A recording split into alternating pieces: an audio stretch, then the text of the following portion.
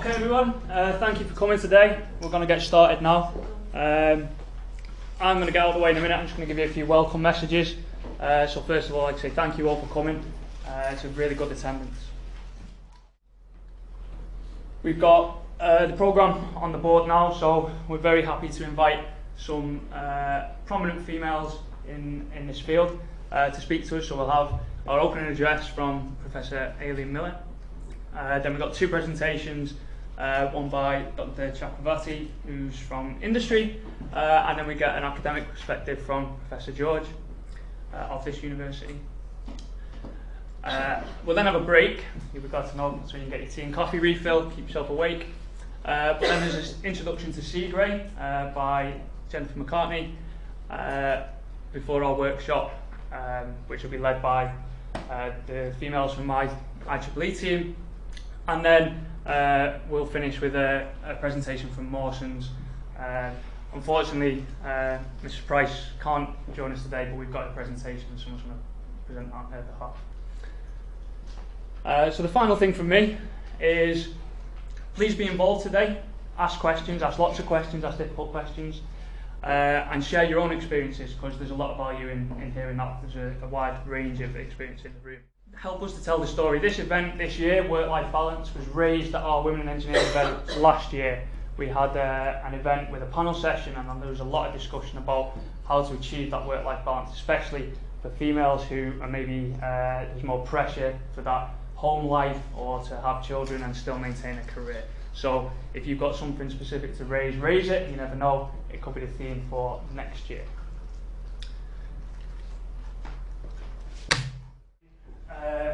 Professor Miller to speak for us. Professor Miller is from the School of CEAS, which is Chemical Engineering and Analytical Sciences. She taught me Chemical Reaction Engineering 2 in 2010, but that's not her greatest achievement. She is the director of Athena Swan activities for the whole university, and so she'll be delivering some information as to what that is and why that's important. And she is Professor of Biomolecular Engineering in the School of CAS, based over in the MIB building. So, Professor Miller.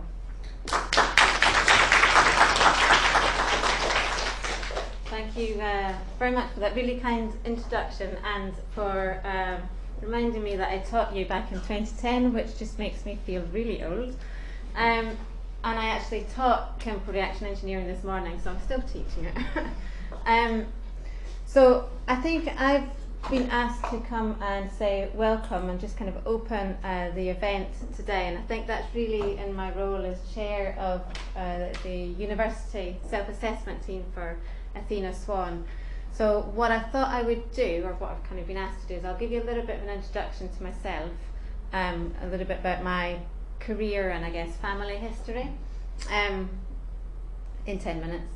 I'll talk a little bit about Athena Swan, what it is in the university, when it started and how it's developed, and then just to kind of set today, the scene for today in terms of giving you some statistics. So this is my life in a slide. So this, apart from the fact that I felt really old when I started to put this together and updated the photos of my boys. I'm a chemist by training, I have to admit, but I've been in Manchester in chemical engineering for 16, 17 years, since 2002. So I'm a chemist by training. I travelled around a little bit during my first degree. I did my PhD in Durham University in chemistry, but in physical chemistry.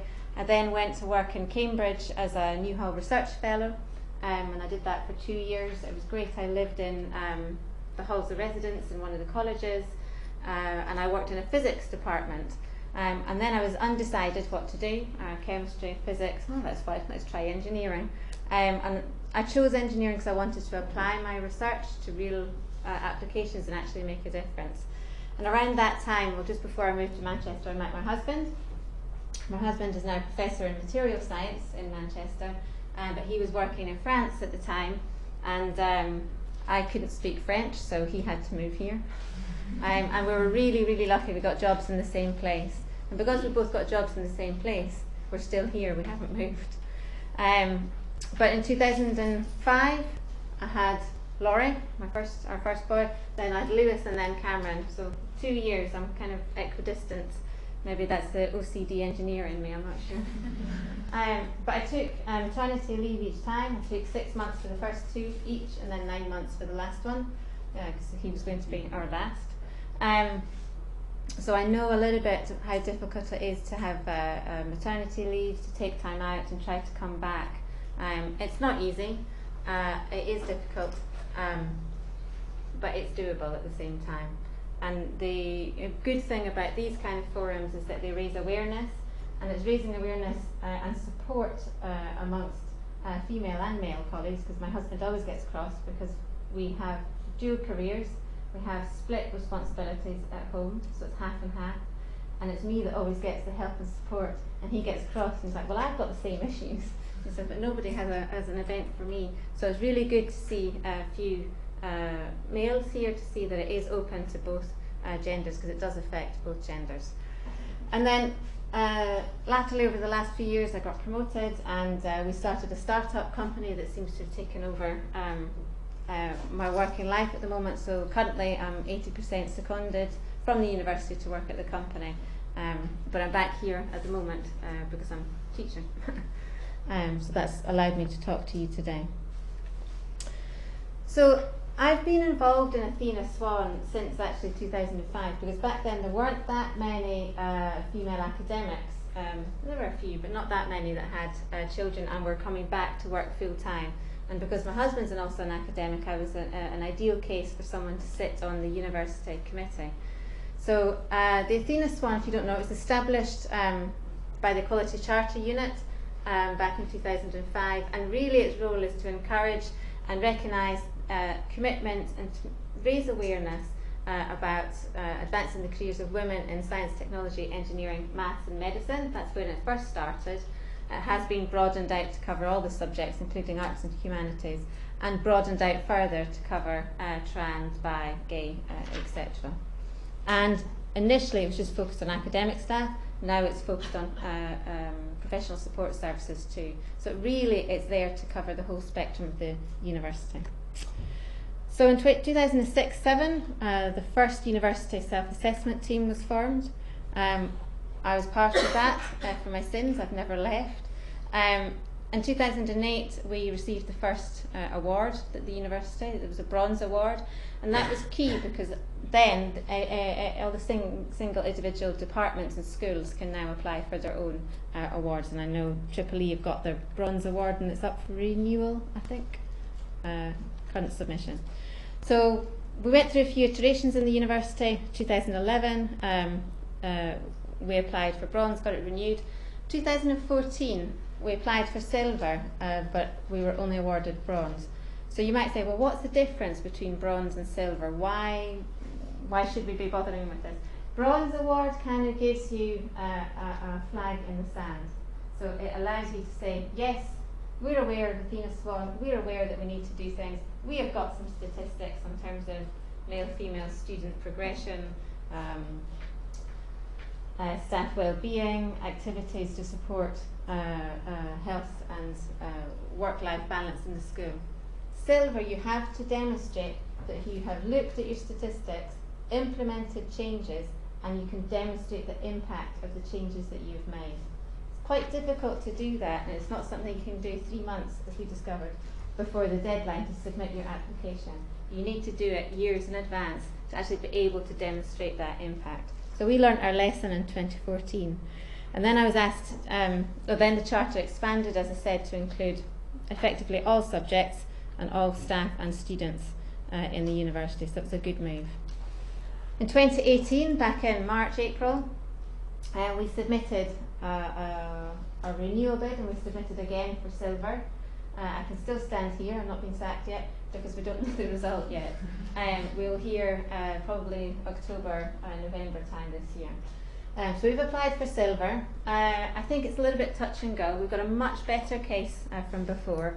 We've seen, in terms of our stats, we've seen the numbers of female students, staff being promoted, recruited at all levels increase slightly. There's still pockets of areas where they do better in some subjects than in others. But we're getting there. We've implemented lots of support groups for students, for trans students from those returning from maternity leave. We've got new paid relief for teaching, for academics coming through, and that's going to be implemented and rolled out in the next year. So the University Athena Swan self-assessment team is having an impact. It's very slow, and progress is slow, and that's a reflection on the size of the institution and the number of people that it's covering.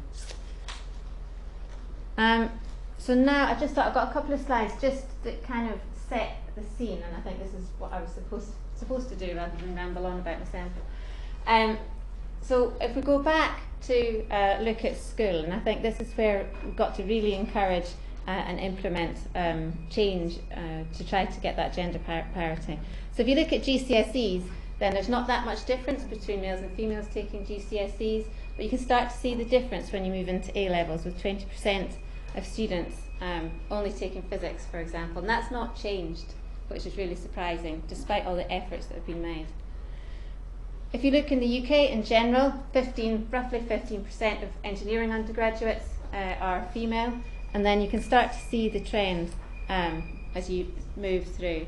So students, when they come into their undergraduate degree, they both want to do and go into engineering as a profession, but about 2/3 of men and only under 1/2 of females end up going into engineering careers, even though they've done an engineering degree. So there's lots of reasons why. Role models is one particular one. So back in 2017, there's a survey, 11% of engineering workforce is female, so you can see the number is decreasing over time.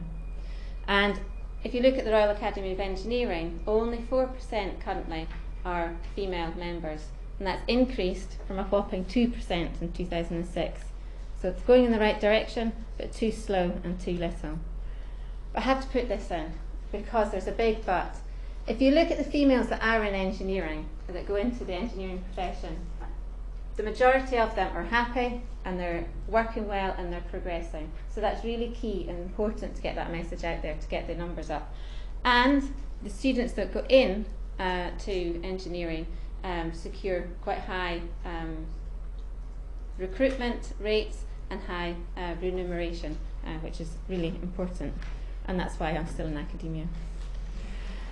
So just a little closer to home, you might have seen these kind of typical, what they call scissor diagrams before. So these are the stats from last year, I think, in our faculty, Science and Engineering. And you look at the undergraduate numbers, number of males outperform females, and of course it differs very much in terms of the subject that you look at. We're quite good at attracting females into postgraduate taught degrees, but then you can see that that number decreases, and I think we're only 18% of females are professors in Faculty of Science and Engineering, which is poor, considering we've got a talent pool out there of 50-50. And that's really the take-home message. So why are you here today? Why is it really important? Diversity matters. It's critical. So engineering, for a start, is important to the UK. We've got lots of big numbers on there. It can contribute a huge amount of money to the GDP, the economy in the UK. That number is increasing. It's supposed to be predicted to be about 28 trillion to the annual GDP in 2025. Companies appreciate that diversity is key. 15% companies, there's been tons of studies done on this, 15% companies have been shown to perform better if they're gender diverse. And gender diverse, it should be 50-50. It's crucial for innovation, and it's recognised by companies, and diversity and talent leaders agreed. And I'm just going to leave you with this quote, and then leads into hopefully the three presentations you got this afternoon. That a diverse and inclusive workforce is crucial to encouraging different perspectives and ideas that drive innovation. And that's why gender equality is important. And that's why I'm really glad to see you here, and then you can go out and spread the message to your friends and colleagues. So I hope you enjoy the rest of the talks this afternoon. I'm excited to see them, and I'm happy to talk about any career-life balance, how to do it, how not to do it, at the break as well. Okay, thank you very much.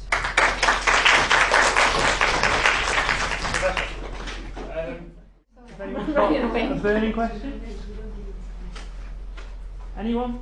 Yeah, please, Jen. So you mentioned about the school kids when they did GCSEs, there was quite an even split, and that it went drastically kind of down when they got to the A levels. What things are being done to increase that number within the A levels? Are there any? As somebody in the industry, I'm not aware of what goes on in the kind of school kid arena. I think possibly Danielle might be better placed to answer that. I don't really know what's going on in schools because I'm not that involved. I know certainly from the higher education perspective there's always a big push to go and do outreach and have diverse role models go in. There has been a push from the national institutions to raise awareness about the different subject areas, and I chose physics because it's probably the one that shows the decrease the most. Biology, you can imagine it's not that different. Chemistry, it's just marginally different. But I think the biggest impact is teachers, and the biggest impact is parents. And it's the one thing educating the kids, but it's educating the parents, and I think that's a generational thing. So it's just all about raising awareness and just getting the idea that science and engineering is fun and accessible. I think you might have something. Yeah, I mean, I totally agree. It's to work more with the teachers and the parents, so to sort of help educate the educators and the influencers, and both parents and teachers are huge influencers. So you'll find a lot of universities, ourselves included, work with primary school and secondary schools, but we don't actually work a lot with the children. It's nice to go in and do the sort of flashbang wallop thing, you know, it isn't step great, but actually for the longer term stuff to actually work with the teachers, and also to do sort of parent-teacher things as well, and to give the teachers the confidence that they are good at science, or technology, engineering, maths, and for them to make it fun when we've all gone back and done our normal job. They can still feel confident, and the children can still feel very, very engaged and feel creative. Thank you. Can I ask one question? Yeah. Have we got a target date for gold? No, to be honest, I mean we have said probably something like 2024, but realistically the statistics have got to change quite considerably, and just even implementing a few initiatives from going from bronze to silver, we've kind of started the ball rolling. We haven't quite finished those. I think the university's got an aspiration to be there, definitely mid-20s. Okay. But I think if we can get silver, let's see. Great, nearest target first. Thank you very much.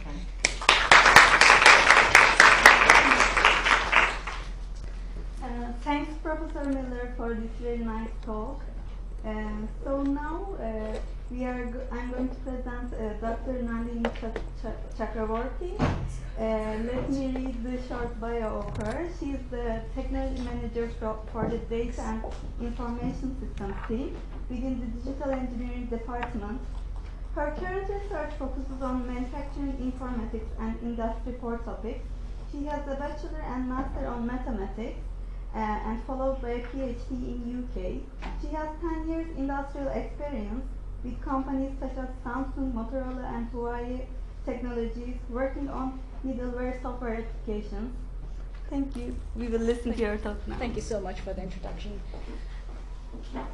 My voice doesn't project very well, so if you can't hear me at the back, please shout.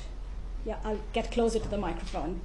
Thank you so much for inviting me. It's my honor to be here to talk to all of you and hear from you as well, learn from your experiences as well. And thank you so much, Professor Miller, for your talk, very inspiring. So I have chosen my topic to be manufacturing work-life equation, and I'll tell you a little bit about it. So I come from the manufacturing industry. So at the moment I'm working for Manufacturing Technology Center, which is one of government's high-value manufacturing catapult centers, one of 7 centers. So I work for manufacturing informatics, that's applying information technology in applying data sciences within manufacturing. So that's the reason why I've chosen manufacturing equation, because by training I'm a mathematician. I'm a mathematician and a computer scientist. So Right. So in terms of my talk today, I'll give you a little bit of introduction. I'll put in perspective UK manufacturing. So Professor Miller has set the scene for UK engineering. I'll move it to manufacturing because that's where I come from. And I'll talk a little bit about how do I balance my work-life equation, what has worked for me, what I think needs improvement, and how I plan to do that. In terms of my background, so as Maliki already introduced, I've got a bachelor's and master's in mathematics from India. So I was in India till 2007, and then I moved to the Netherlands to be with my husband. So my husband is an academic, so he is a reader in Loughborough University. So I understand a lot about how academia works and the challenges as well, and I try to kind of see him and try to translate it to the industry as well to see how things can work for me better by seeing and learning some of those things. And after spending about 10 years in industry, I got an offer from Loughborough University to basically join as a research associate and do a PhD part-time. And I said, why not? Some PhD is something I've always wanted to do, and the right time or the right opportunity didn't come till now. So I did a PhD in the Wilson School of Mechanical Manufacturing and Electrical Engineering, but it was all about systems engineering using computer sciences. And my topic was basically performance monitoring of elite athletes. So I was working with the British swimming squad right before the 2012 Olympic. I had access to the swimming pool in London. It was an awesome experience. And I was also working with the cycling squad as well, based in Manchester. So I've been here to their bioscience lab a few times. In terms of my roles, so I've split it into my work-life role and my personal role. So I am a technology manager at NDC. What that means is I do people management. So at the moment I've got a team of 17. So last year my team grew by 225%, so a very rapid growth. So it brought along all the challenges that we have with significant rapid growth. By the end of this year, there's going to be 20 in the team, so there's a lot of line management involved on a day-to-day basis. I have to provide a lot of technical oversight as well on projects, and I also do a lot of business development in terms of writing grants, working with industry to bring in direct revenue. In terms of my personal life, so my family is based in India, so my parents and my extended family, at least in my parents' generation, they're all in India, so we go home every year in December for a month. I'm looking forward to this year. I've got an extensive network of friends, and this morning I've got a WhatsApp group of my friends from my engineering days. So it's a long while, I'm not going to tell the year. It just makes me feel very old. But most of my friends do these sort of events, so they do a lot of STEM events, they do a lot of women in engineering events, and we keep comparing notes about what is working for us and how we can influence others, how we can pass on this message. I have a 6.5-year-old girl, so she's in school year 2, so my evenings are pretty much for my girl, absolutely. In terms of setting the scene for UK manufacturing, so UK manufacturing overall employs about 2.6 million people. It contributes to 11% of the GVA, and it accounts for 44% of the total exports for UK. It also represents 70% of the business R&D, which I think is a very significant number. And it provides 13% of business investment in UK. Very nice fact. But what does it actually relate to these corresponding facts for women? Only 9% of engineering and technology staff are women. That is quite a small number. 57% of employers do not have any gender diversity initiatives in the workplace. And only 15.8% of engineering and technology undergraduates in the UK are female. So again, coming back to Professor Miller's slide, so you see these numbers, but it gradually declines as they go through their careers. Going into STEM, this slide I think is very promising because you can see the trend going up. So there is a comparison between 2016 and 2017. In terms of women in core STEM occupations, there has been a 23% rise in women within the whole workforce. Very good. In terms of women in science professional occupations, again, the trend has gone up by 42%. Again, very promising. So it is working. So all these initiatives like this, all the STEM, the outreach programs, it is working. There is still work to be done, but you can see the positive changes. In terms of female employment by STEM industry in 27, so in terms of manufacturing, it is still 25%. And in terms of the reason why, so typically people tend to think of the manufacturing profession as a hard hat profession. So you get people wearing this safety hats with safety goggles, and you'll possibly be in a very difficult environment in a manufacturing shop floor, which can be very difficult, very harsh. Or if you look at other sorts of oil and gas, mining sort of manufacturing, we tend to think not very conducive for women. But I think overall, the impression is manufacturing is something which is not conducive or comfortable for women. However, with the new era of advanced manufacturing, I think most of us keep hearing about Industry 4, IoT-enabled manufacturing, digital manufacturing. There are lots of different terms. But to me, this is advanced manufacturing. You have digital, you have additive as well, so you've got these new non-conventional machining techniques as well. In terms of advanced manufacturing, I think the best part is there are 3 different categories of skill sets that are required, and I've listed them now as leadership skills, technical skills, and social skills. In terms of leadership skills, we need a very diverse perspective in the current era of manufacturing. We need a lot of innovation and creative approaches. The organizational management needs to be more balanced to get in these sort of diverse technologies in place. And the vision has to be very transformative. And who says that women cannot do any of these? Definitely yes. In terms of technical skills, traditionally manufacturing engineering was all about manufacturing, production, mechanical. But these days, you see a lot of computer scientists.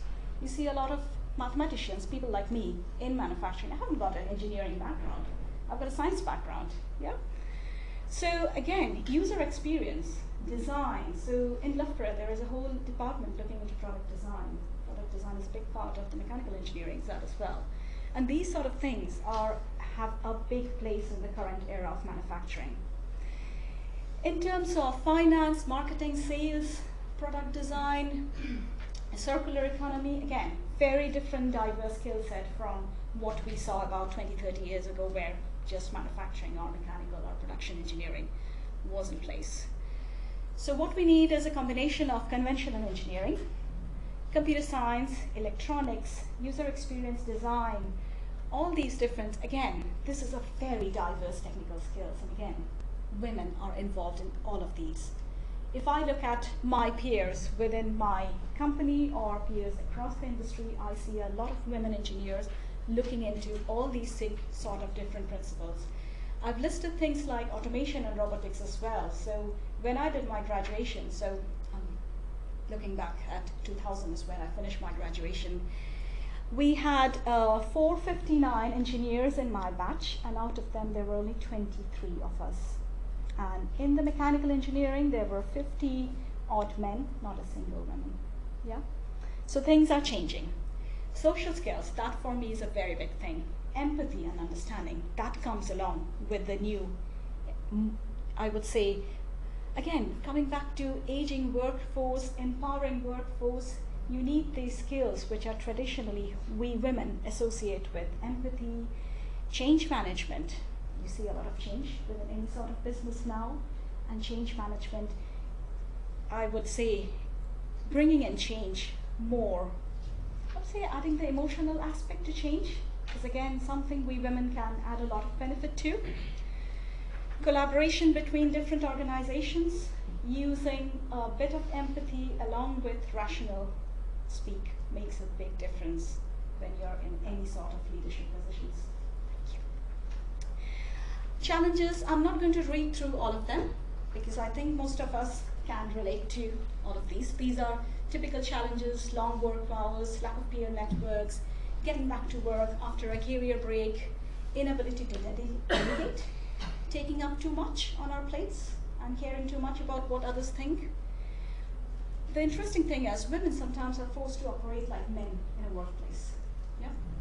In terms of my personal challenges, I sometimes tend to think that I have it all together, but I know that I'm drowning. I'm not able to do everything myself. Lack of solitude, silence is a big challenge for me. And sometimes I also see that we tend to normalize exhaustion and burnout. Yep. What is it that I have done? So I have talked a little bit about it, so I'm not going to go into details about it, but what is significant here is I had my girl while I was doing my PhD. A year into my PhD, I had my child, and I took a break of about 4.5 months, and when I came back, that was one of the most painful events of my career and my studies. It was really, really difficult. And then I joined MTC when my girl was 3 years, and I think as an employer, I have seen a lot of benefits that my company has provided. But still, 3 months into my career into MTC, I got promoted as a team leader and a technology manager, and I started managing people along with technical outputs. So it brings along all the challenges that we typically think of.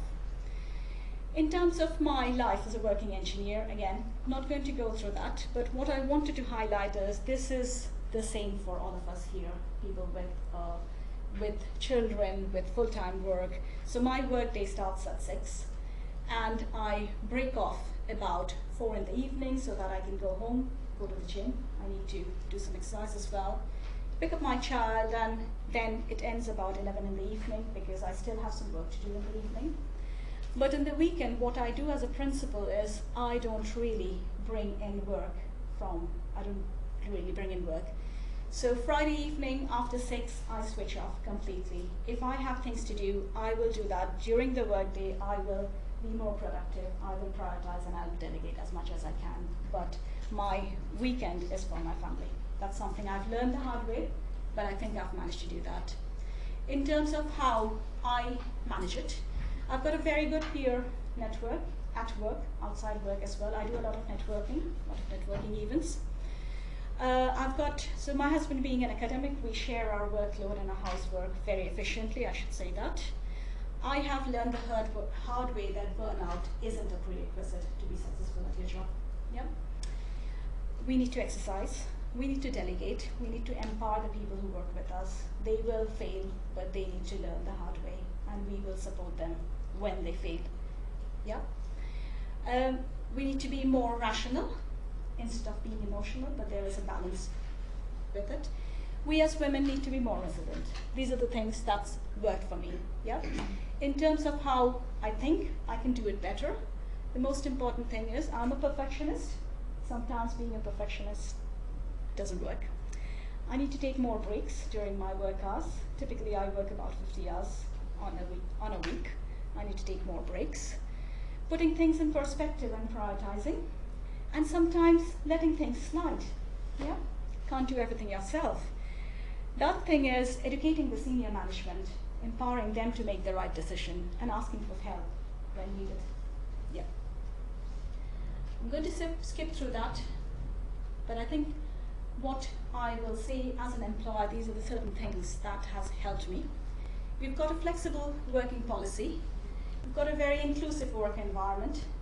So promotions and succession planning is very inclusive, but this all comes with male leaders who have a lot of sympathy and a lot of empathy as well, and promoting of female leaders. So within my workplace, one of my directors is a woman, our HR director is a woman actually.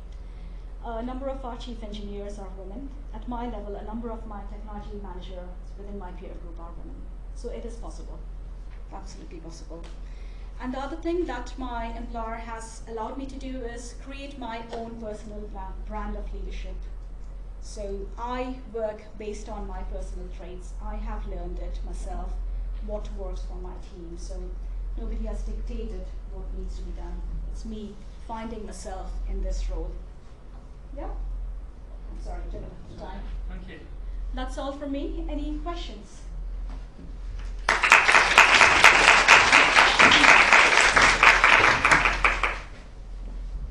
Do we have any questions?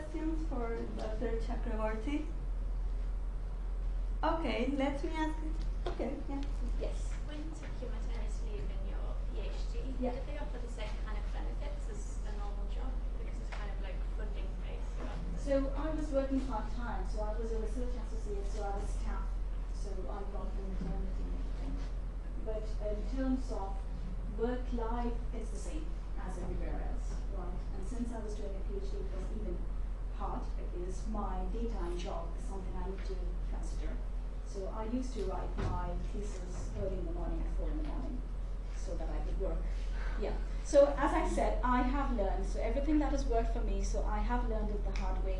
I have taken a lot of advice from my peer group and my network to see what can work for me.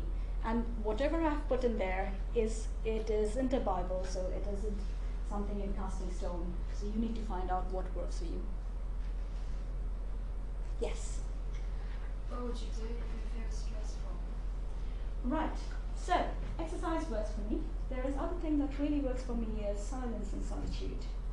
And the other thing, have you heard of mindfulness? There is an application called Mindful. Yes. It is really good. So if you haven't used it, yeah? Yeah? And I was just talking to you this afternoon about a book that I was reading. So I think you've got it in my slides. So those sort of books, so trying to let things slide is something you need to understand. And I'm not sure if any of you have worked on the priority, I don't know what it's called, it's the Eisenhower matrix. So deciding what needs to be done now, what is the burning things, what can be delegated, what you can slide. So working on those things, maintaining small list, post-it list about what needs to be done straight away, what needs your attention and what doesn't. Okay. Do we have any more? Yes. Do you think if you were to go part-time when you had your child, Yeah. you would have the same opportunities as you've had? It's a very interesting question. It depends. It absolutely depends on the employer. The current place that I am, I have seen 2 of my female colleagues being promoted when they were in maternity. So promoted into management positions, into senior management positions. So it absolutely depends on the senior management within a business. Yeah. So this is a job that we as women engineers need to do. We need to empower our seniors within the business to take the right decision. Thank you very much for coming today and supporting our student chapter. Our next speaker is Professor Daniel Josh, and she's going to deliver us a talk on work-life balance in academia in the following 20 minutes. And let me introduce her. Professor Daniel George is a professor in radio frequency engineering, and she is Vice Dean for Teaching and Learning in the Faculty of Science and Engineering at the University of Manchester. Her research is delivering class-leading ultra-low noise receivers for space and aerospace applications. And in addition to numerous awards for her work in engineering, she was appointed member of the Order of the British Empire in the 2016 Queen's Honours List for services to engineering through public engagement. Thank you. Thanks everyone. I don't have any slides. I'd just quite like to talk to you about my career so far and lessons sort of I've learned along the way, and then if I can sort of be as bold as to give you some advice at the end as well. So thank you very much for the introduction. So I, as you've heard, I'm an academic here at the university. I started off so I did astrophysics as an undergrad, and then I felt like I wanted to do something really practical, and nobody had sort of said to me, hey, that's engineering, don't you know? And I didn't know. So I carried on doing astrophysics, but I kept doing everything that was really practical with it. And does anyone know Jodrell Bank Observatory? It's like a for those of you who don't know, it's a radio astronomy dish, 76 metres in diameter on the Cheshire Plains, so a few miles outside of Manchester. And I worked there as a junior engineer. once I'd finished, because I loved doing all this practical work, and my passion was the astrophysics side of things. And so I worked there, and then somebody at the university said, oh hey, don't you know what you're doing could be sort of written up as a PhD? I was like, okay then, so I'll write my research up as a PhD. I was working on an amazing project, a space-based satellite project, and so I wrote that up, and literally the day I handed in my PhD, I had an interview for a lectureship. And so most people sort of go out and celebrate after they've handed in their PhD. I went for an interview and for a lectureship in the School of Electrical and Electronic Engineering, where I am now, at the university, and I got the job, and I was amazed that I got the job. And so I started my sort of lectureship, my sort of academic work at the university, and so I teach. I still teach. I used to teach a big first year course called Electronic Circuit Design. I don't teach that anymore because I have some other roles in the university, but I still carry on with my research, and I'm now the Vice Dean, so I have sort of a management and leadership role within the faculty and within the university. So I'm the Vice Dean for Teaching and Learning for our faculty, Science and Engineering. And I'm very lucky that I get to do some sort of public engagement work as well. And so I started off as a lecturer in 2006, and then 2014 was quite a major year for me, both sort of personally and professionally. And my husband always calls it the 3 Ps. I was promoted to prof, which was quite a major achievement for me, sort of personally and from a career point of view. And I really wanted to be promoted on my teaching ability and my research ability as well. So because I'd never taught before, before becoming a lecturer, and I love that sort of feeling that you get from teaching. It's a very different feeling to what you get in research. They're both brilliant, but they're very different. And so I was very keen that I wanted to try and be promoted both on my teaching and my research. And so I was promoted to prof, and it was, like I say, both my teaching and my research. And my research is, I'm sure you know, there are 14 World Engineering Grand Challenges. I work on one of them. I engineer the tools for scientific discovery, and so I work quite a lot with NASA, with ESA for their space-based things, and then with people like Rolls-Royce in terms of aerospace as well. And I remember, I think I was probably still a lecturer, maybe a senior lecturer, and I was working with a company, quite a large company in the UK, and I remember going with a colleague, and I was the project manager. I felt quite junior, I felt quite young, but I was the project manager. I was the project lead, the project engineer for it, and my colleague, who was male, came with me. And this company, which was very, if you've heard of the phrase pale, male and stale, they were very sort of white, middle class men of a certain age, who probably worked in this company, very successful company, for a very long time. And they couldn't look at me in this meeting, so they kept looking at my male colleague all the time. And so I would say, so we're on target for our project, blah blah blah, and then they'd turn to my male colleague and say, okay, so what about this? And he'd try and talk about the technical details with my male colleague. And thankfully, he's such a great colleague, but he would always turn to me and say, oh, Danielle, what do you think? And so I'd say, well, thank you, and I'd repeat. And then they'd turn back to him and say, oh, so, and carry on. And so I used to come out of these meetings really frustrated, and I used to say to my colleague, Peter, this is really, really frustrating me, and I don't know what to do about it. And we used to go for a drink and talk about it. And I was like, okay, right, I need to do this because it's really, really annoying me, so I need to think of a solution for this. And actually what I realised was it was their problem, and I had to help them, these sort of more senior male people who hadn't been used to seeing a female engineer, and certainly not a young female engineer, in a senior role. So I had to help them get over that. And once I got that in my head, I felt so much better, because it wasn't like I was clashing every time I went in. the next time I was like, right, okay, we need to try and sort this out, because I'm not quite sure what's going on.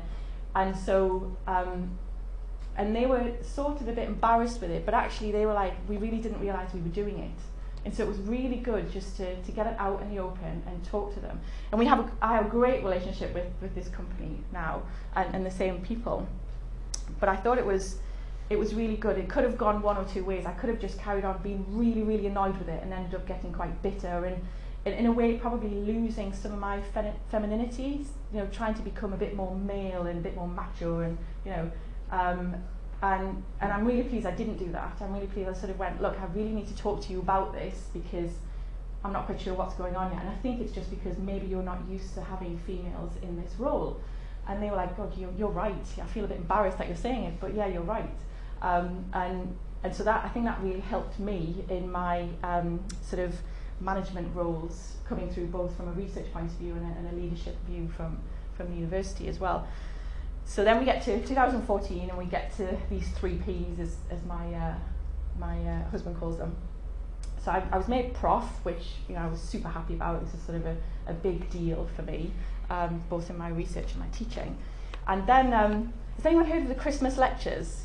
The Royal Institution Christmas lectures? For those of you who don't know, they're sort of quintessentially Christmas in the UK, and every year from 1824 or something. I think they stopped for a couple of world wars or something, but generally every year since about in the 1800s there have been these lectures at Christmas time, a series of lectures that have tried to bring science to life, largely for the public, and that could be any, you know, children up to 100 years old sort of thing. And I had an email from the Royal Institution saying, oh, we're just Royal Institution, blah, blah, just wondering if you'd like to put yourself forward to deliver the Royal Institution Christmas lectures. And you know, one of those emails that you get and you're like, yeah, would I really love £1 million in my bank account? Yeah, of course I would. Yeah, delete. And so I deleted it, and thankfully a couple of weeks later they contacted me again and said, oh, we're just wondering, did you get that email? And I was like, oh God, yeah, I did. I didn't realise you like really be serious. And they were like, yes. And it makes you think of like imposter syndrome. I felt like I was some sort of imposter, you know, like, oh God, they can't really be asking me to give the Christmas lectures, because I watched these from being a child all the way up. Wow, you want me to do them and talk about, you know, things that I'm passionate about? Wow, that's amazing. And I think quite a lot of people do suffer from imposter syndrome, and that can sort of manifest itself in different ways. You know, you can think of, you know, something, you might do something, and when you're reflecting on how it went, you'll pick out the negatives about it all the time. Or even if people are saying, that was great, you know, well done, but no, I'm not quite sure about that, and you're really critical of yourself. Or you just don't believe that someone wants you to deliver something that you find, you know, would be an amazing opportunity. So I really felt like I had this imposter syndrome, and I've definitely still got it now, for sure. I try and sort of temper it now and sort of think to myself, right, you've got this imposter syndrome, stop thinking like that. You know, it's good to reflect and be critical on yourself, but stop thinking you're an imposter. And so I did these Christmas lectures, and on the run up to it, so it was about, so you deliver them at Christmas, and it was in the summertime, all like the big publicity was going out from the BBC, and you know, Daniel George is going to be the Christmas lecturer. And then I found out I was pregnant, and I was like, yay, I'm pregnant, because I was 38, and so I was like, oh God, you know, we've left it quite late. So we were like super happy, my husband and I were super happy that I was pregnant. And then I started to sort of count down the months, and I was like, oh no, I'm actually going to be like massively heavily pregnant, if not having a baby, when I'm supposed to be doing Christmas lectures. I'm like, oh great. And all these two wonderful things have happened to me in my life right at the same time. And that was really, really annoying. And I was like, I can't believe, you know, I'm going to have to go back to the Royal Institution and the BBC and say, I just can't do this. And thankfully, my husband was like, really? Why? And I was like, I don't know, actually. Why can't I? And he was like, yeah, why can't you? And thankfully, you know, he did say that. And so I delivered the Christmas lectures. And you know, anyone who who has been on television, or you have your photograph taken or whatever. You sort of want to try and look your best. I was 8.5 months pregnant when I gave these Christmas lectures, so I'm definitely not looking my best. But I think it was really, really good. It was really good for me, to do that. But I had so many lovely letters, like emails, but actually written letters as well from people afterwards saying it was really good and it was very empowering to see a female giving the lectures, talking about engineering, because normally quite a lot of it is sort of theoretical science or much more the sort of science side. But also to be 8.5 months pregnant and doing it and showing actually you can do that as well. So that was quite a major thing for me, the Christmas lectures, and certainly doing it in 8.5 months pregnant. And then I had some time off for my maternity leave. I had about 9 months, which was really, really nice. And a university is such an environment that you can do that. But the downside is, in your research, I had a grant that needed to be resubmitted for my research for the next 3 years. And so I had to make the decision, okay, I'm on maternity leave. I either say I'm on maternity leave and so I can't be part of this grant, but then in 6 months' time when I go back, I've then got 2.5 years where I'm not going to be part of that grant anymore. Or I just say, do you know what, I'm just going to have to write this grant on maternity leave. And I did that, and I'm pleased I did do that. But it made me be very strict about it as well, to say that's all I'm doing. I'm writing this grant because I want to. I'm not being forced to do it, but I want to for my career. And so that's the only thing that I did in those 9 months. And I spent a wonderful 9 months with Elizabeth, my daughter. And she, I was telling her this morning actually, so she's nearly 4 now. I was telling her this morning what I was doing, coming to talk about what mummy does in engineering, and I'm going to talk about it. She's like, okay, why? She's at that age, why? And I said, well, because look, not many mummies and women do engineering, so we need to talk about it. And she's like, oh, okay, why? And I was like, well, do you know what, Elizabeth? I don't actually know, because it's such a great job, and I love it, and I honestly don't know why we have this problem. And she's like, so is Daddy going to talk about men doing it? And I was like, well, no, because they don't have problem. Why? I don't actually know. Yes. And so it's really interesting talking to her about it. And I think it's those sort of very naive questions that make you think, why have we got this problem? Like, really, why have we got this problem? I love my job.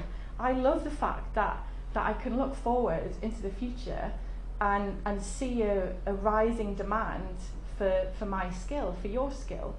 And why do we have to work so hard to get people involved? And wouldn't it be great to get to a point where we do have primary school children, secondary school children sort of queuing up to join the STEM professions, not because of being cajoled into it by their parents or whatever, but because they know, fundamentally, they know that they're very passionate and how creative a role like this can be in STEM. And so that's why I spend some of my time now doing the sort of public engagement and the outreach work as well, and working with some of our professional bodies, but also going into primary schools and talking to the teachers, like I was saying before, and some of the children as well. And it's really nice talking to the children about it, because you do get those naive questions, and I find them really difficult to answer, which is good, good in a sort of challenging way.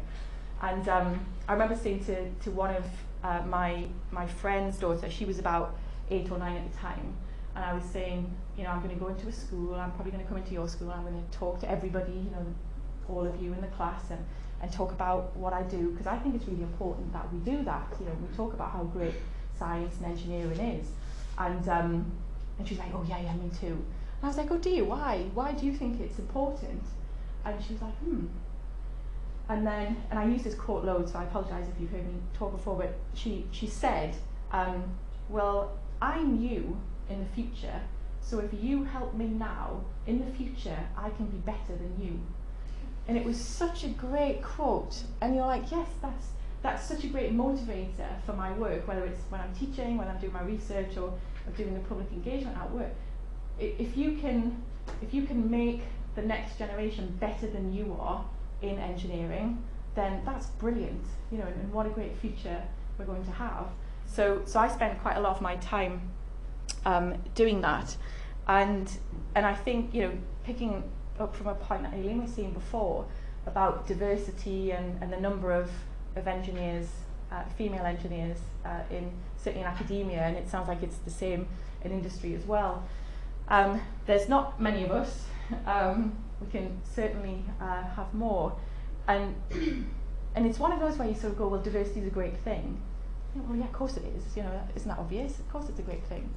And I hadn't really appreciated why it was such a great thing until last week, when I was on an appointments panel for quite a senior position in the faculty, science and engineering, and the panel was made up of 6 people, and there were 3 male and 3 female, and this was quite rare, but it just so happened that there were some other roles of my level were also female as well.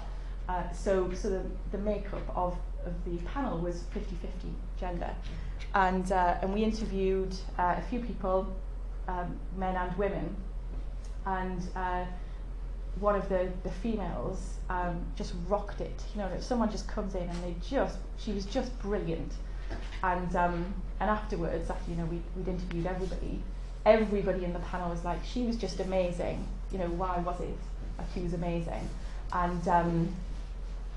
And we were like, well, she's just really good, and, you know, she didn't seem that nervous, she was very confident. And so the dean of the faculty called her that evening, gave her the good news, and she was like, oh, I can't believe it, you know. And she definitely has imposter syndrome, so she didn't even accept the job straight away. She had to think about it for 24 hours.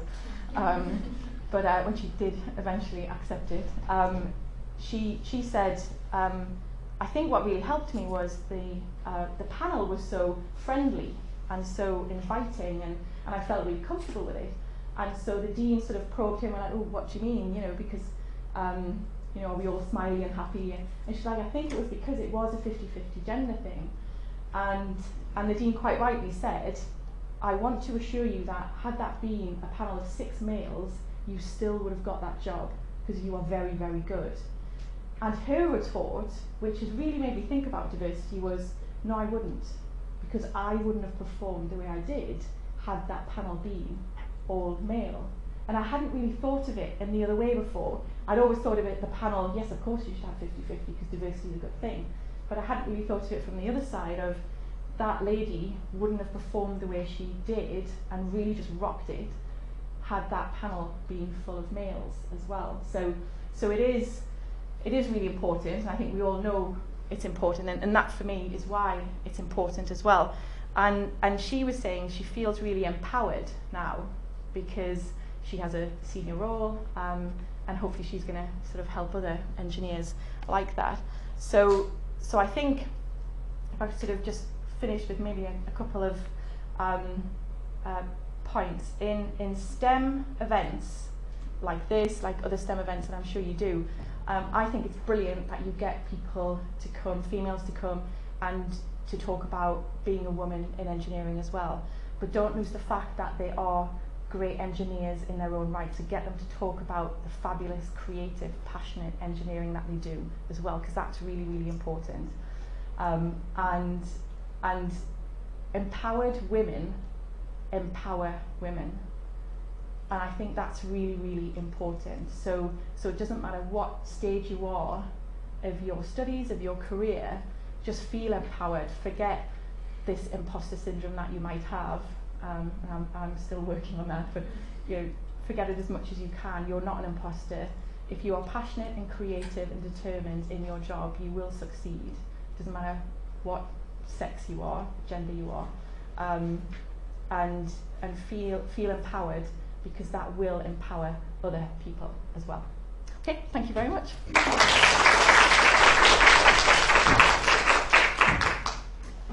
Any questions?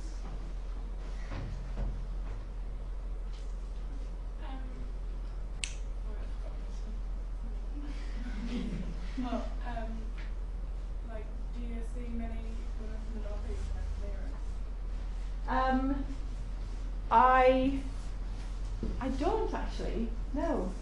But I guess I don't work in the North East. So I guess there might be more there, because I don't see many guys from the North East in engineering either. When I go, so I did something called, there was a Great North Greats exhibition over the summer, and they very kindly invited me to that. And so I did see some females and some male engineers who worked in some of the sort of big companies in the North East then, but I don't sort of work with them, but it was nice to sort of see them in that environment. But that was based in Newcastle, so they were based in there.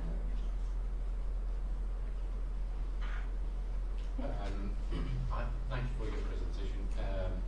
I have almost the same experience as you had when you went to the meeting with your colleagues and they were looking at your colleague. But in the way dealing with racism, if somebody that is not British goes to a workplace and sees these situations, what is your recommendation to solve? I think if you're comfortable with it, and it would be your natural way of dealing with things, like it was for me, I think I'd just confront it. And that doesn't mean you have to be aggressive with it. I certainly wasn't aggressive with it. I just said, look, I think we have to sit down and talk about this openly. I think we have a problem. So I didn't sort of say, I'm so mad at you, you've got a problem and you need to sort yourself out, which is in my head what I would say. It was, I think we have a problem, and to move this project forward, we need to try and deal with that, and I'd much rather try and deal with it just on a one-to-one like this. And I think it's the same thing whether it's sexism or racism. If you're comfortable with it, just to confront it in a very sort of open, non-confrontational way, and hopefully you find that people sort of did then reflect on it and sort of go, oh yeah, you're right, yeah, and I honestly didn't mean to be like that.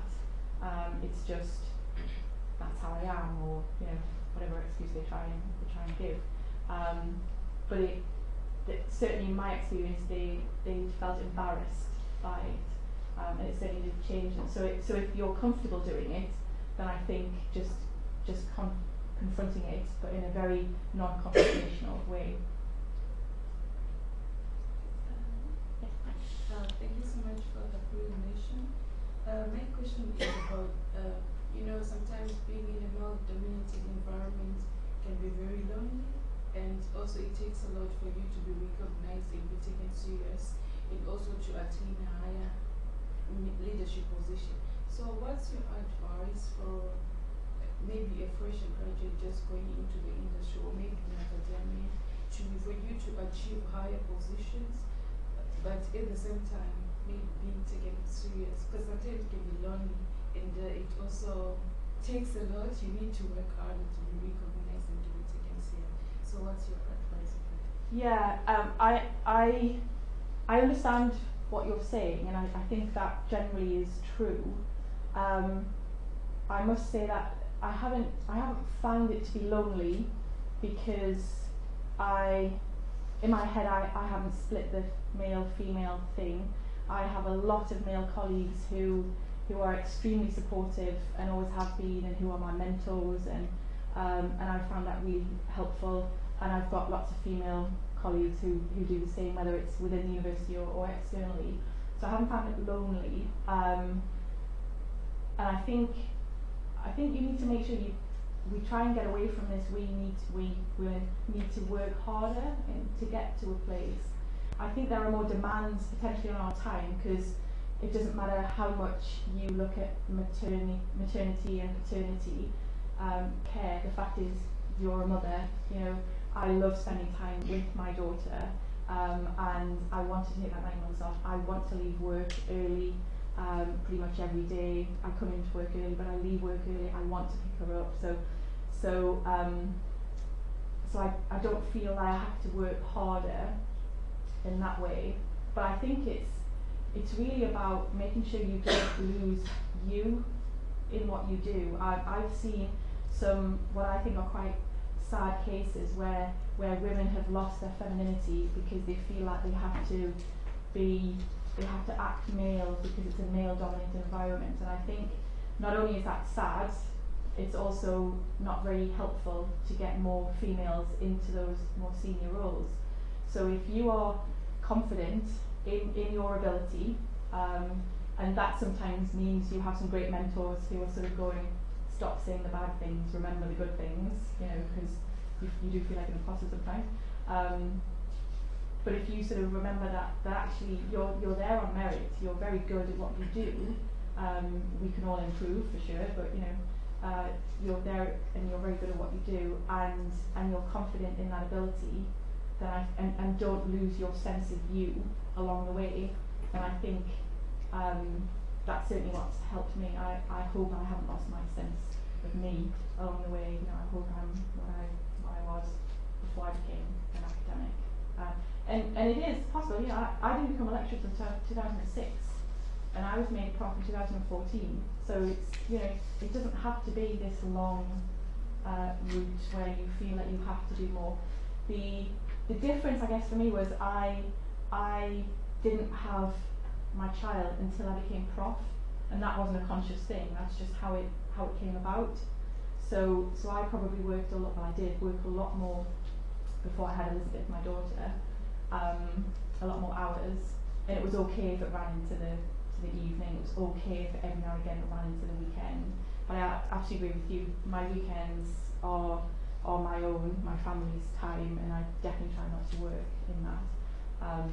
So I guess I was quite lucky in that I got to where I wanted to be from a career point of view before I had my family. That of course has a downside in that I only have one child. I'm 42 now, so the chances of having another child are diminishing. So I'm very blessed with Elizabeth. So there is a balance that you need to do along the way. But confidence and a sense of being you, I think, is what you should keep in your head, and have mentors, male and female. Okay, last question. Yeah, thank you. So I was kind of wondering, I'm moving up on the question that was because I've been in situations in which in a meeting I have the sense that my male colleague presented something that I had presented before. So to him, my other male colleagues, they say thank you to him, and when I present that, they kind of criticize or question me instead of just saying thank you, that was a nice presentation. But I fear that I question myself, what if that's only my perception and that's not real? So I don't feel quite confident to go with this kind of open up with them, because I feel that they would say, this is not happening, it's just in your head. So these kind of thoughts are the things that I don't know how to deal with that. Yeah, I think it depends how well you know your colleagues in the room who are doing it. And again, it might be this unconscious bias that they're doing, where they just don't realise they're doing it. If they do realise, that's really bad, and you need to out that, because that's very, very bad practice. If it's the sort of unconscious bias, then I think again the way to deal with it is just to, in a very non-confrontational way, you know, very friendly, open way, sort of say, hey, I'm not quite sure what's going on here. You know, in that meeting, I thought that I'd said the same thing. Had I not said that, or you know, so don't. It's not the accusing them, because I think people get very defensive then and shut down. It's more of a, let's talk about this. I'm not quite sure, you know, and sort of draw it out of them in that way. That's certainly how I've done it, and it's certainly helped me. We're about to go into the workshop session, but first, Jenny, who's my colleague from Cigré, is going to give us a short presentation on what Cigré is and what Cigré do. You'll notice from the programme that Cigré-UK NGN are co-organisers of the event, and we've also got the support of Cigré Women's Network as well as the IEEE equivalent. Okay. Thank you. So hi, I'm Jenny McCartney. I work for National Grid, development engineer working on a HVDC project across to Denmark, Viking Link. So that takes up most of my time, but in my spare time I get involved in the new generation network for Cigré. I'm currently on the steering committee as a communications lead, so I send out a newsletter monthly which gives updates on events and goings on within Cigré. And I also send out other communications to the whole of the UK Cigré committee. So this presentation, apologies if you've already you know about Cigré and you know what it is, but I'll run through these slides just to give you a flavour of what Cigré is all about. It's a global community for development and sharing of power system expertise. These are new slides that have got a lot of buzzwords on them, but it's a non-profit organisation with lots of communities, a lot of industries, students, lecturers, everybody kind of getting together to share their experiences in the power system industry. It's got a long history. It's been going on since 1921, and it connects power systems. So it's good for your communication, your networking things, but it's also good if you want to tap in and see what somebody else is doing on a topic that interests you. So there's 59 national committees, 15,000 members across 90 countries, and 1,200 plus organisations spanning the global power systems. So major utilities, unique culture, includes a lot of the world's leading experts in certain fields. So there's lots of different areas that Cigré focuses on. So you'll have you've got working groups for people who want specific responses to or working together on a specific issue that they've got across the industry, and then you've got further groups that work together to look at different aspects. For example, I think the next slide. Yeah, so you've got equipment, you've got technologies, your systems, and your IT. So within this group, you may fit into, for example, I fit into B4, which is the DC systems and power electronics. Within that, you'll have multiple working groups looking at a wide range of technology concerns and issues that have cropped up.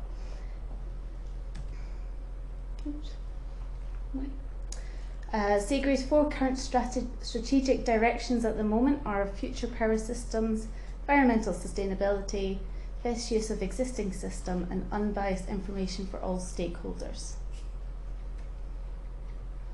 And is focusing on the current pressing challenges within the industry, such as renewable energy sources, integrating them into the grid, growing environmental requirements, new transmission infrastructures, for example Viking Link, architecture of networks and systems, and maintaining existing power systems, cybersecurity, and the list goes on, intermittency of renewable power generation.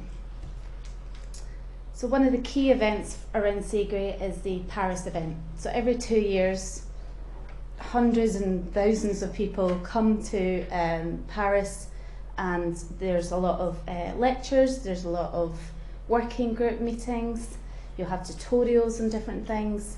There's a young member forum, and there's also the Women's Network forum. This year it was a couple of months ago in Paris, which I got to go along to, and it was a good eye-opener. There was a lot of industry presentations, there was a lot of equipment, stalls, stands. You can speak to anybody across the whole industry.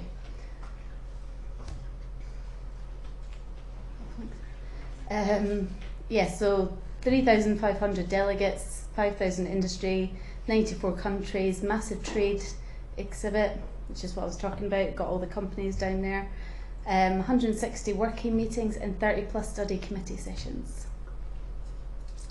Okay, I'll whiz through these ones, but they've got a lot of technical brochures, green books, eCigré is where you can get all this information.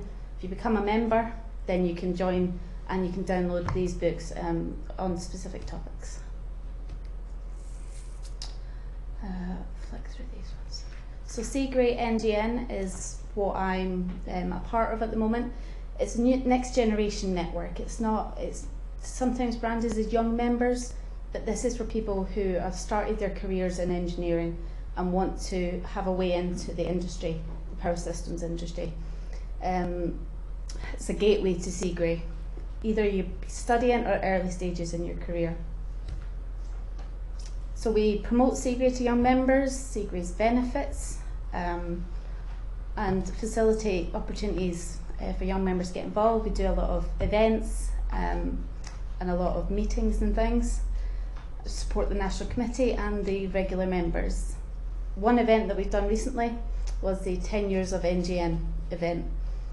Started up in 2007 and we celebrated that last year in October. About 75 people attended, technical presentations as well as a networking event. Benefits of joining NGN is it's free for students and for the first 3 years of your career. You can get involved in the events and then you can also, it's a good way of getting involved in the international working groups and the study committee panels, steering committee, which is what I'm on at the moment, and you can publish papers, personal development and route to chartership, and you don't need to be an expert to join. I am not an expert in a specific field. I've got a broad understanding and it's a really good opportunity to get out and meet people of the industry and other academics. Events we're looking at just now, Flintshire Shotton East-West Interconnector and Cable Vessel. The newsletter will tell you all about these. There'll be communications that come out. If you want to subscribe to the newsletter, if you go onto the UK Cigré page and click, or just type in Join NGN into Google, and then you'll be able to, there's an automatic system now which has just started, so it might take a couple of weeks to get into it, but it should be quite straightforward. If you've got any questions, my email address is at the top, so please feel free to drop me an email. Okay, thank you. Thank you, Jane. Hi everyone, my name is Su Wei. I'm a second year PhD student of the School of EEE. So today I'm going to host a workshop session for you. The idea we add a workshop session for this event is because we would like to provide some practical method for you to learn and help you balance your work and life. So I think many of the audience today are engineering students, as I do, because I did my undergraduate course here in the same school, and now I'm doing my PhD. So I assure you, I know how it feels when things get hard when being an engineering student. But don't worry, today I'm here to help you. So I think I'll just use the mouse. Okay. So from previous talks, you might already got an idea about what's the work-life balance. The definition is about the equality of work and your private life. So putting too much weight on either side is not good. And I'll tell you why. The first thing we need to do is a self-test. So please refer to the first page of your handout. There are 15 questions for you to answer. And it's quite simple. Just answer true or false to each of the questions according to yourself's experience. For example, I found myself spending more and more time on work-related projects, the first question, and it's true for myself, so I put down true. So 15 questions, I think that you can finish in 3 minutes. So I'll give you 3 minutes to finish that, and after that we'll discuss the results. So for the scoring, just give yourself 1 point of each true you have. So 0 points for the false, and then you will end up with a final score. And score is below 2, which means you score 0, 1, or 2. You got less than 2. Yeah, we got someone.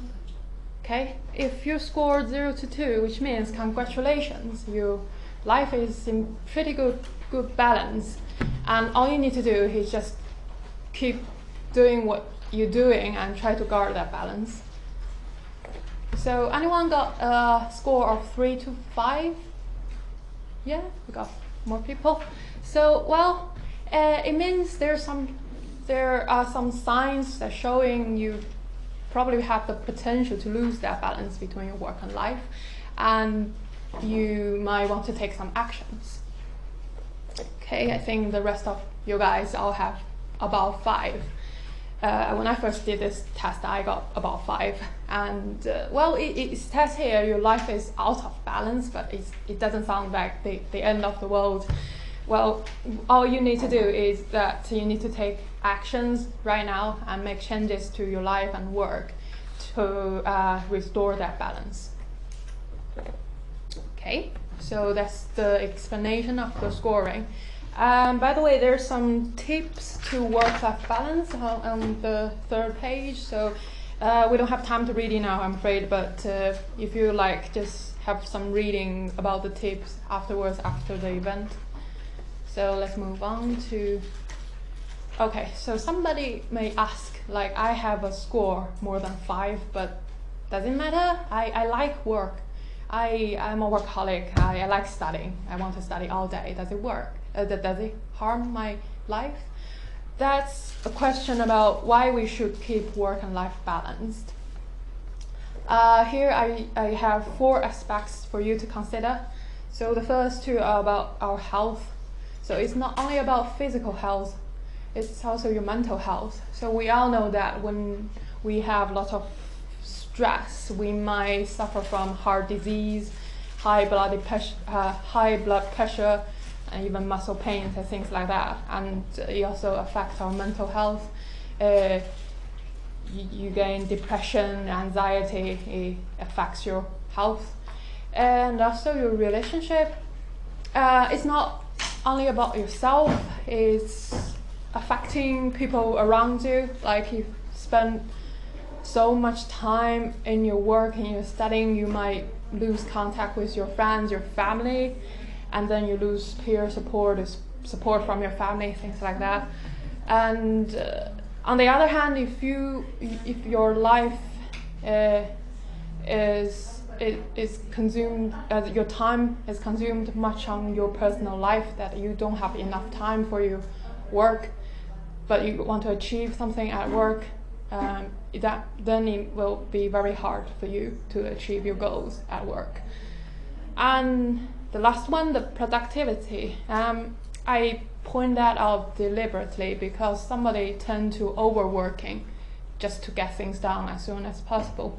But it sometimes inversely harm your work. It not necessarily accelerate your work. You might become less productive when you overwork. So we are human beings, we need to rest, we need to enjoy ourselves sometimes outside work. So that's all the things we need to think about when we want to balance our work and life. Okay, so we now know that it's important to keep it balanced, but how do we achieve that balance? So today I'm going to show you a 4-stage process that, well, it helped me. When I was preparing this workshop, as I said, I think I got a 9 in the test you just did, and then I started learning these strategies, and then it actually really helped me. So today I'm showing you the strategy, and I hope it will help you guys. Okay, it includes these 4 stages, but I'll explain why they are called such names in a bit. So the idea is, on the 5th and 6th pages on your handout, there are 4 blank boxes for you to write your answers. The corresponds to the 4 stages. So let's start with stage 1. It's called self-assessment. So it's all about who am I. So what I would like you to do is to write down your roles in your life and as well as work. So in our second talk, Dr. Chakravarti has given a pretty good example. She mentioned that she's a manager at work, and she's a parent to her daughter and things like that. So that's the thing I want you to write down. I think I'll give you 5 minutes to write this. Actually, I got an example here for you to, well, think about and make your answer more comprehensive. So here's an example about Dr. A. Well, and let's say she's a researcher at the University of Manchester. So that's her work role. And also she's a lecturer of 2 top modules, a supervisor to 5 undergraduate students, and a vice chair to an academic committee. So yeah, she got a lot of job to do. And in her life, she's a wife, she got a family, and a mother of 2 children, and of course she's a daughter to her parents. And also she's a member of a baking club, which means, well, you can definitely include your hobbies, like if you're a member of a society or club. Yeah, you can. That's also part of your roles in life. Okay.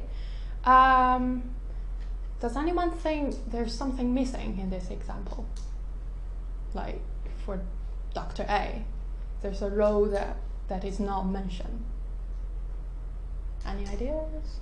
Right, maybe his sibling or something. Sorry? Sibling has some sibling and sister. Yeah, right. She got relatives, but there's also from the families. Yeah. Friend as well. Yeah, friends, great. Yes, definitely. You can include that in your answers. But the thing I want to mention is a person, herself. I mean, that's also a role you want to play in your life. I mean, actually, it's the dominating role you have. Like you feel like you're taking care of others, you're living for others. But first, you need to live for yourself, and that's quite easy to forget. But I hope you can include that in your answer. Okay, everyone finished answers? Okay. So now we know that our roles, like what we are in our life and work. So the next stage is to explore what we want to do, what we want to achieve, which is directly related to the answers we just write down. So again, take Dr. A as an example. So she has a role as a researcher, so she has a goal related to that role is to deliver world-leading research. Makes sense. And also she's I think I didn't change. It should be lecturer and supervisor. Sorry about that. I think I didn't save after I changed this. Anyway, things she has lectures to teach and students to supervise. A goal related to that is she would like to take good care of her students. Okay, and also she is the vice chair of an academic committee. Well, she would like to gain reputation in that area. And for her life, she is a wife, a mother, a daughter, which means families, as someone that says siblings, and she would like to take good care of her family. Also another goal. Also a member of baking club. Well, this is part of her hobby, and she would like to be a professional baker. And last but not the least, a human being, as I just said. As a human being, you should have fun living. That's her goal, and I know somebody also have that goal. Just have fun living, enjoy their life. So what I want you to do right now is to write down your goals in your life and work according to the answers at stage 1. Like one role and related goal to that. Like for me, I'm a student, I want to achieve, say, the first class degree, things like that. So again, 5 minutes for you to finish that. Stage 3. So now we have all the goals in our plate. How do we achieve them? How do we get there? So today I'm gonna show you a smart model for writing your goals in a smart way. So what are these letters mean representative for? So S, specific, which means your goal must be specific. I'll explain that in a bit. Measurable, action oriented, realistic. We must set realistic goals, like I want to go to outer space, but I don't think that's realistic at the moment. And also time sensitive. That's about setting deadlines. And I know as a student, I hate deadlines, but on the other hand, I find deadlines makes me most productive. So, okay, let's have 2 examples here. So the first example is for a life goal. Use me as an example. So I want to lose weight. well, a common goal, I think. I want to lose weight by going to the gym every day and avoiding any food containing fat. So how does that sound? Is that a good? I mean, I put bad already there, but why I think it is a bad goal to set up? Thinking about all the 5 letters. The letters are on the 3rd box you have. If you can't remember all of them, you can use that as a reference. So is this specific? No, why? It's not saying how many hours per day, Mm-hmm. in the morning, in the afternoon. Yes. things like that. Okay. And measurable? Anything I say here that can measure the output of the goal, whether or not I achieve? No, right? So action. Well, I do mention that I will go to the gym and not eating any food that contains fat, but does it realistic? No, it's not realistic. No, especially the last bit, like we human beings' body needs fat. Like even you are vegetarian or vegan, you need to obtain some fat from nuts or things like that. But you can't just completely avoid that, so it's not realistic. And also, I'm a busy PhD student, so I can't afford to go to the gym every day, so it's not realistic for me. Although I really want to lose weight as soon as possible, but sorry, I can't do that. It's not realistic. So if I put a goal like that, it's actually meaningless. It's just an ambition, but I'll never achieve that. And also, time sensitive. Did I put a deadline for myself? No. Okay, so how do we improve this example? A good version for this is I want to lose 4 kilograms. Measurable, right? I will know whether or not I will be measuring my weight, and then we'll know if I achieve that or not. By the 1st of December this year, so I got 2 months to achieve that.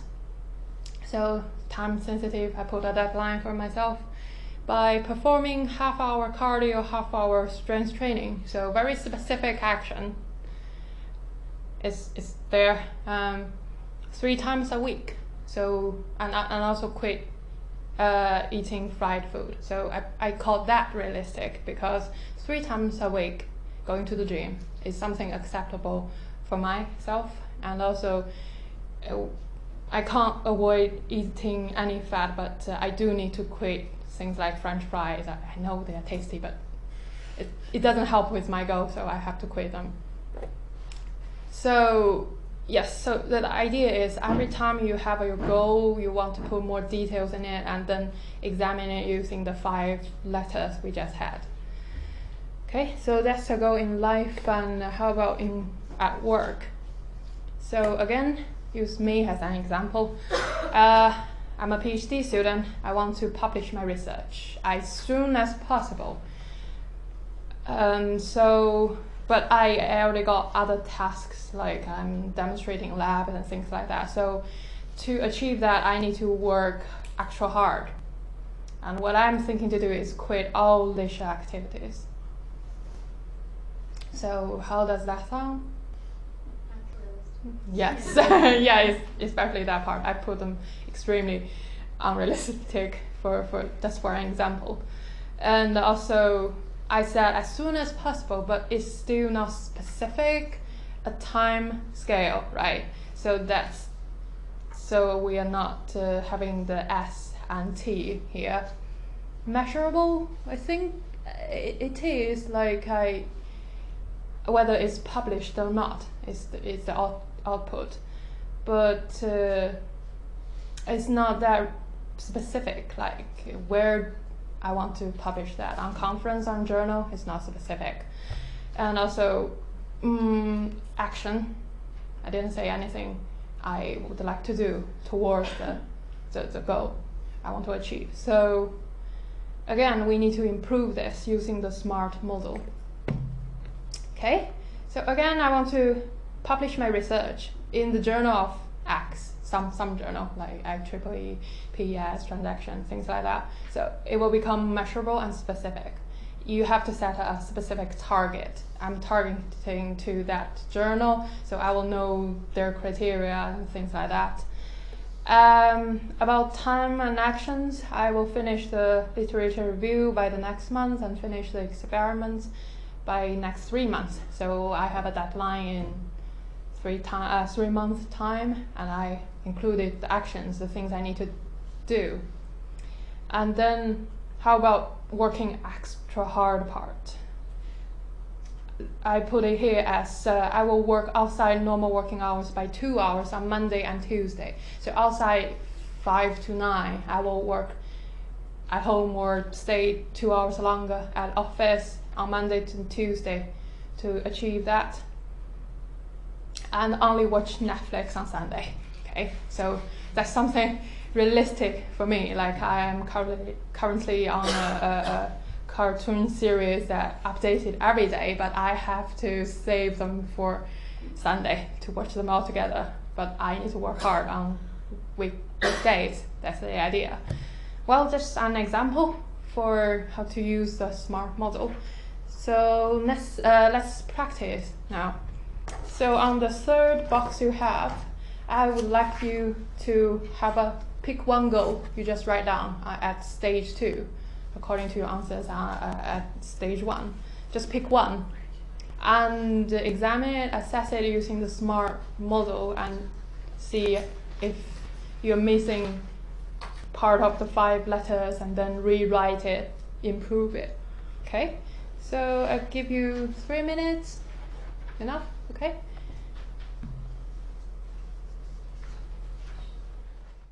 Why are we doing this? Why are we using the SMART model for all of your goals? I think the idea is it help you filter out all the unrealistic goals you have, and then you kind of create a timeline with priorities about your life and work. Then you will know that I'm going to achieve this at this time, and my priority is this at this time. So because when we feel we have lose the work-life balance is because sometimes we have too many things we want to achieve, and I think this model is good to help you build such a clear recognition of all the things you want to get and put them in a timeline, and then it will definitely help you with your work and life.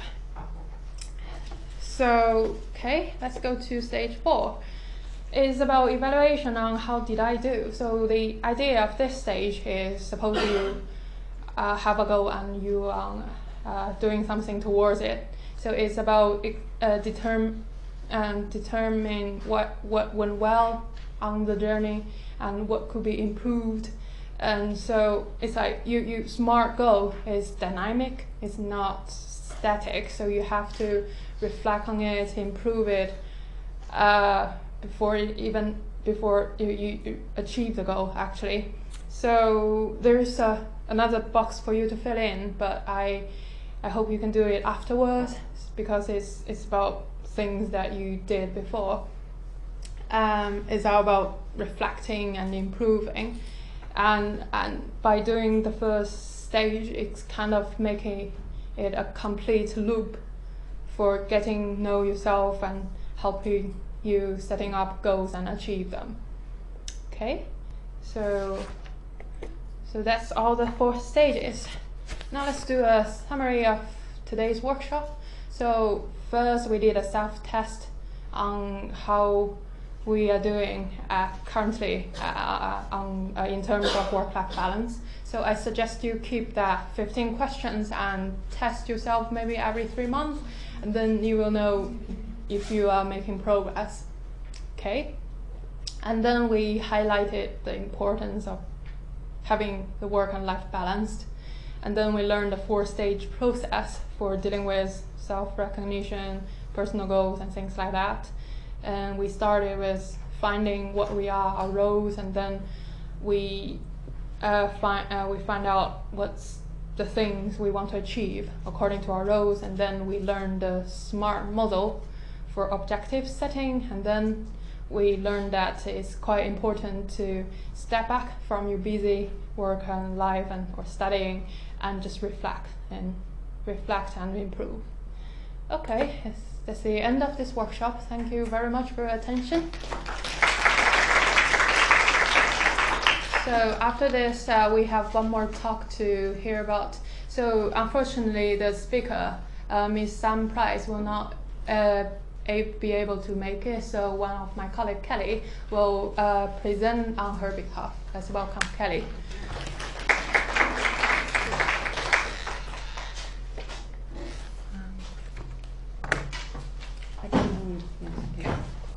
Yeah, so hello everyone. My name is Kelly. I'm also part of this committee organizing this event. I truly hope that you have enjoyed it so far and you found it useful, the talks and the workshop as well. I think, as Siwi correctly said, setting smart goals correctly is equally important to achieving them.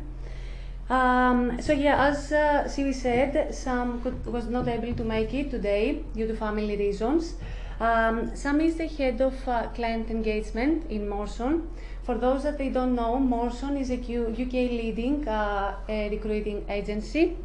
Sam Price is also leading the recruiting charge there, and in the last years he managed to increase, basically double, the female contractors there from 7 to 13.5%. Okay, so I guess it has been said quite a lot of times today, and probably this is because it is important. We have many different roles. Some of you are full-time students, you work, you are members of your family, you have friends, you have different commitments around, but I guess what we try to highlight today is where do you see yourself in this picture? Okay, that's quite important. And that's what this is about. So basically, I put this on purpose because I was quite glad to see some male around. This is not only about women, although our event is about women engineering, this is also about men. So work-life balance is gender neutral, okay? And as I said, it is important to see how healthy you feel inside all these roles that you have, and also how healthy are all your interactions that you have. Okay, so you need to think, how do you feel full? Okay, because if you overflow, then your energy can go to the others around. Okay, so if I ask you, I need to know, and you need to think, what is it that gives oxygen to your cells? What is it that you feel alive? Okay, that's crucial. So the first one here is honesty. And I think you have to be honest with yourself and with those around you. And if we break down this further, the first thing that you have to do is show up. You need to show up and you need to do the work. So that's important. It is not easy, it's not easy at all, but it is the first step. Nothing can happen if you decide not to show up. Okay? If you decide to show up, you need to be present. You need to listen carefully. You need to think what you can get when you showed up. Okay? And you need to be patient, you need to trust the process, you need to believe that everything that you do every day adds up. Okay? And you need also to be realistic. Sometimes there are so many high expectations around, and you may be able to say no, but sometimes you may not. But think critically, what is it that people expect from you, and what can you deliver instead? The second one is optimism. Okay? That is quite important. So as it is stated, a positive mindset leads to positive outcomes. Okay? And here we're talking about a can-do attitude. It is about believing in yourself, having self-awareness, know until where you can go and how you can improve. And also keep always in mind, not all the situations and all the tasks that you have to do are easy, but you can find something good in each situation that you are. It is up to you if you would like to see the obstacles or the opportunities. Okay. So the last one, the third one, and that's quite, I think, important. It's kind of my favorite. I guess I like the picture. Yeah, it's about flexibility, and we're talking here about flexibility in mind. Okay. You can go and say that is how I work. That's my capabilities, and that's how I interact, and this is where the story ends. But that's not the point. as I said, you are inside a team and you have to adjust many times and you have to be flexible. See what is happening around and be as flexible as possible. And not all the tasks, as I said, that you will have to do are easy, but it is okay to be uncomfortable. There's nothing bad. Strictly speaking, I'm in favor of this because it is when you are uncomfortable that you need to come up. To come up with what? With ideas, with solutions, with new ways to interact. You cannot do it necessarily in comfortable situations. So there's nothing bad with being uncomfortable. And the last one, and I think we highlighted this one, it's about reflecting. Okay? So you have your plan and you are working towards this, but it is important for you to reflect from time to time and do as many adjustments as they are needed. Okay? Because things change and you have to adjust all the time. That is for sure. And then, yeah, I'm going to spend some time at this one because that's important. It is fine to be scared. There's nothing bad as well with this one. We all are scared. Everyone is scared. I am scared right now. I was scared yesterday when I was asked to deliver this. And I'm going to spend some time now explaining what I did. Because basically, the first thing that I did yesterday, the moment that I was asked to do this, I stepped back and I said, no, I'm not going to do it because I cannot. And then I went to some labs that I had to deliver, and I was very angry with myself because I was thinking, why I can't?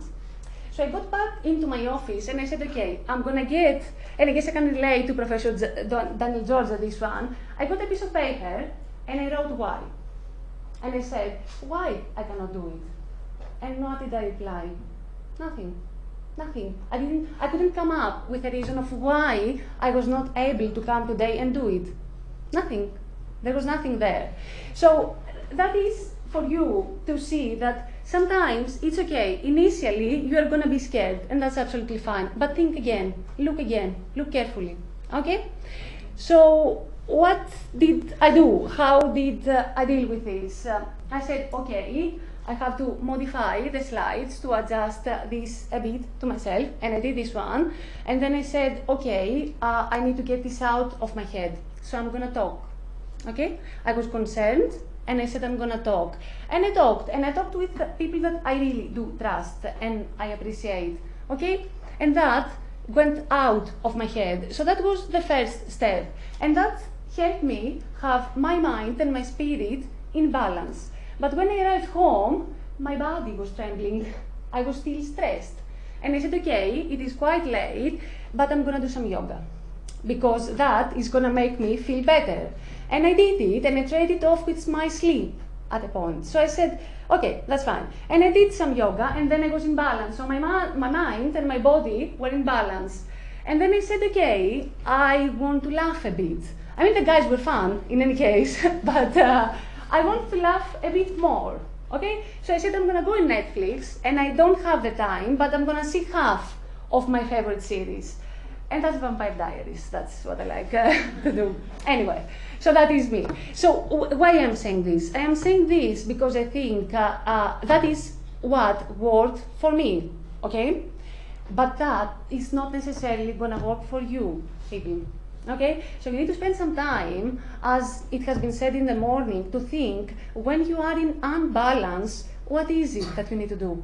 How are you bringing yourself again in balance? How are you doing this? It is important for you to know. And I was quite glad in the morning to hear all of the speakers saying that you need to pay attention on this one. Whether you are out of balance, think how you're going to do it. Is it easy? No.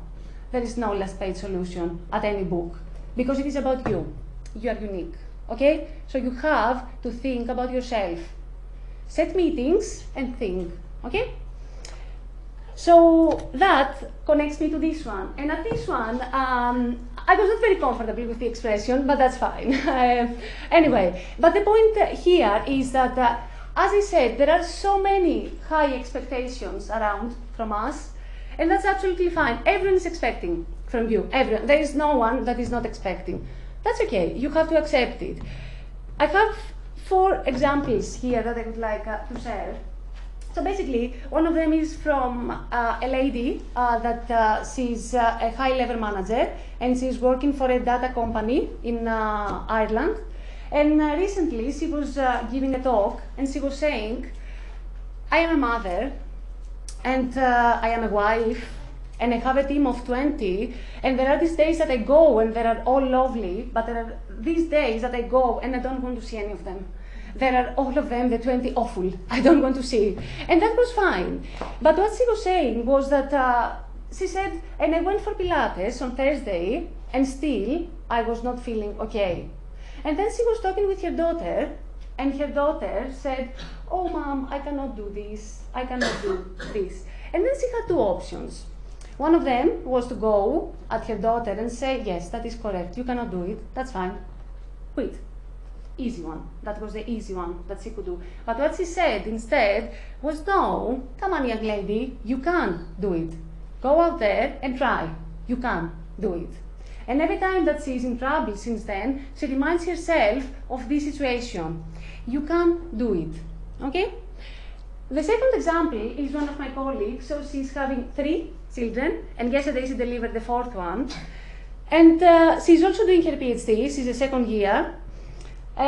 She's expected to finish her PhD within 3 years. So as you can and her husband is outside UK.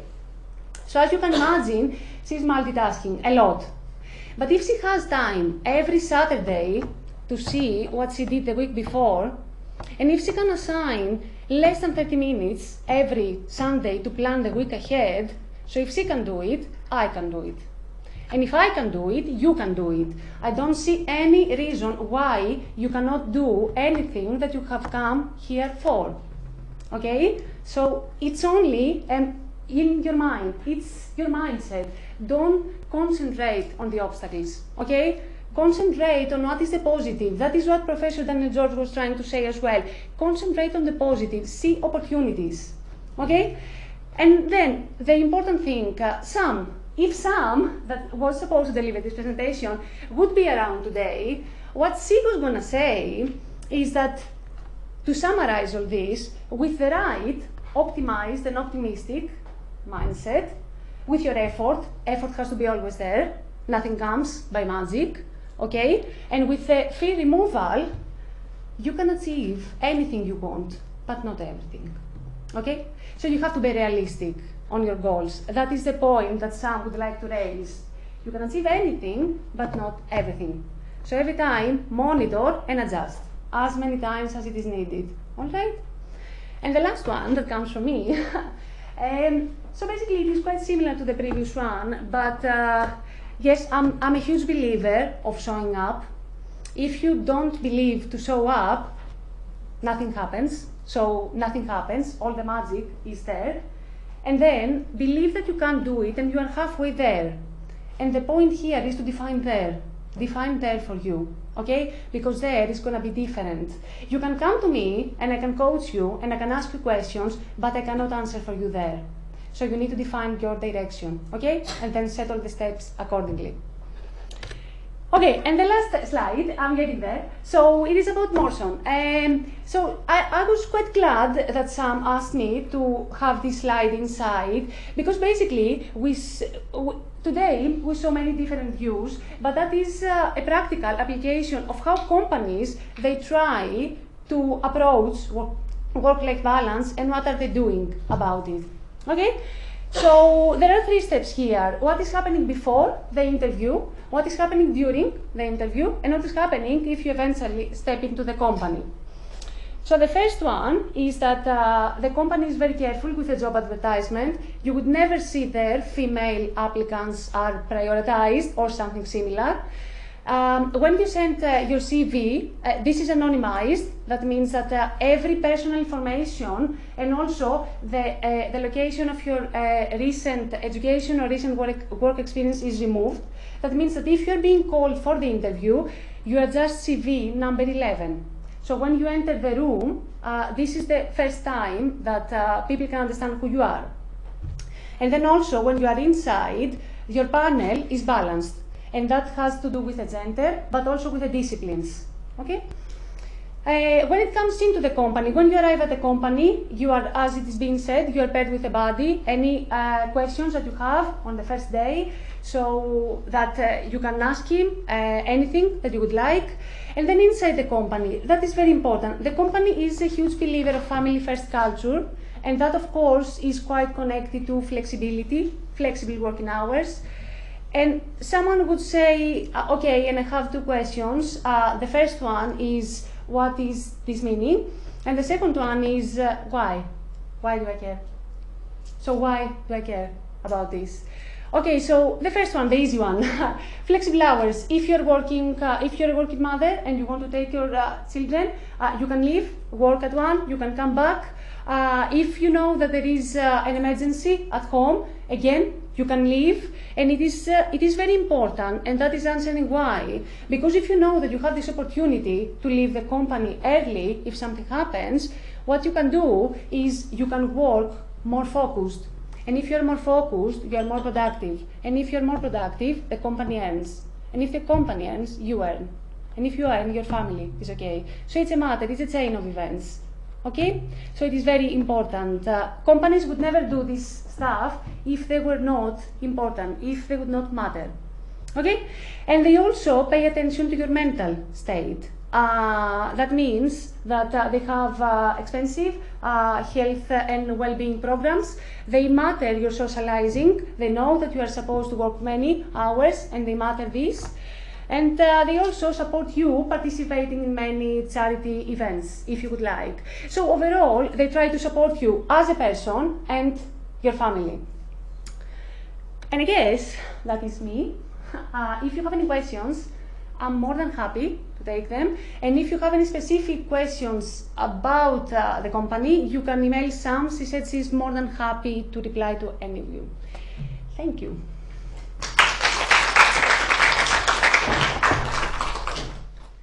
Really what we've discussed today. So obviously, thank you all for coming, male and female attendees. It's really important to strike that gender balance, that everyone is informed. We've heard from prominent females in this field, so they do exist, so that means that you can get there too. There's no only perceived barriers, let's say. Everyone can fight the good fight.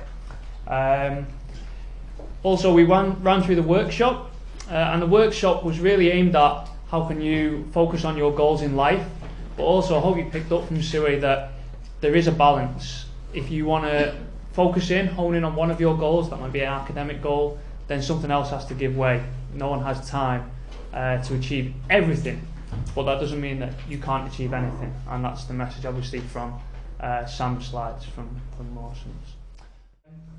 Just as a final thank you, the female members of our committee really led this, and we've got 4 of the 5 of them here today, so if everyone could give them a big round of applause, please.